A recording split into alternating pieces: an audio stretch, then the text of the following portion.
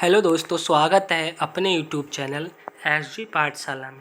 आज हम एक महत्वपूर्ण क्वेश्चन डिस्कस करने जा रहे हैं, जो क्वेश्चन CSR नाइट मैथमेटिक्स जुलाई के एग्ज़ाम में पूछा गया था। और ये जो क्वेश्चन हमारे पास किस function of several variable topic से रिलेटेड है। इसमें हमसे ऑप्शन 1 में पूछा गया है F x exist, F y exist.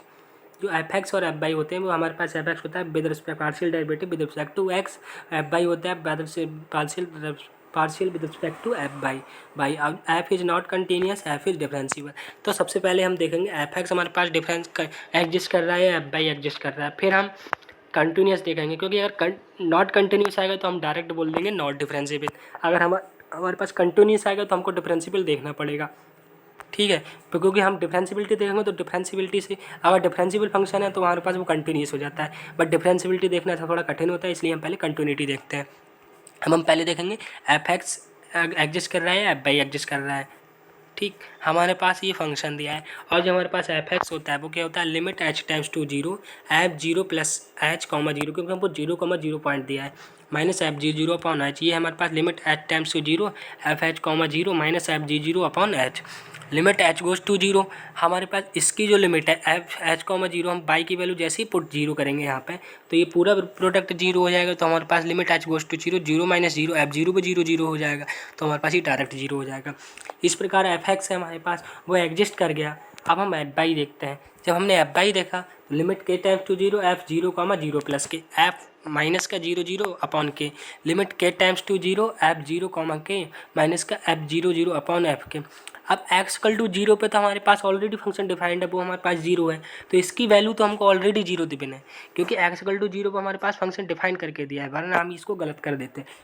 अब इसमें डिफाइन करके दिया है जीरो, तो हमारे पास इसका मतलब हो गया जीरो माइनस जीरो, तो हमारे पास ये एग्जिस्ट कर रहा है, तो एफ बाई भी एग्जिस्ट कर गया। तो हमारे पास जो ऑप्शन 1 है और 2 है उसमें लिखा है F x exist and F y exist, तो इस प्रकार ऑप्शन 1 एंड ऑप्शन 2 हमारे पास ट्रू हो जाएंगे। अब जो थर्ड ऑप्शन है उसमें बोला है कंटिन्यूटी और नॉट कंटिन्यूस। फोर्थ ऑप्शन है नॉट डिफरेंशिएबल, तो हम पहले कंटिन्यूटी देखते हैं।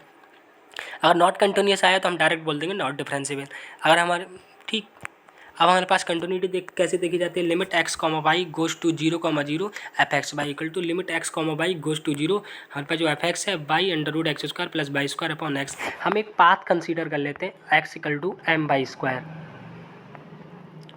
हमने जैसे ही x equal to m by square एक पाथ कंसीडर किया तो हमारे पास limit by times to zero हो जाएगा, by under root m square by की पावर 4 प्लस का y square upon m by square. अब यहाँ से हम बाई कॉमन लेके बाहर निकालेंगे तो बाई स्क्वायर हो जाएगा बाहर, एम बाई स्क्वायर, तो यहाँ अंदर बचेगा एक बाई, जैसे हमने कॉमन लिया अंडर रूट से, तो एम स्क्वायर बाई स्क्वायर। तो limit by times to zero, by से बाई कैंसिल। अब यहाँ से जैसे ही हम इसमें बाई की वैल्यू जीरो लगाएंगे तो ये पार्ट जीरो हो गया, लेकिन इसमें खाली 1 बचा, तो 1 बाई है। और जो लिमिट है इसकी वो डिपेंड कर गई एम पे। जैसे ही लिमिट एम पे डिपेंड करी तो हमारे पास ये जो फंक्शन है, क्योंकि एम तो हमारी एक आर्बिट्री वैल्यू है, और हम जैसे ही डिपेंड वैल्यू करेंगे, क्योंकि एम की वैल्यू यहाँ पे 1 हो सकती है, 2 हो सकती है, 3 हो सकती है, कोई भी हो सकती है, ठीक है।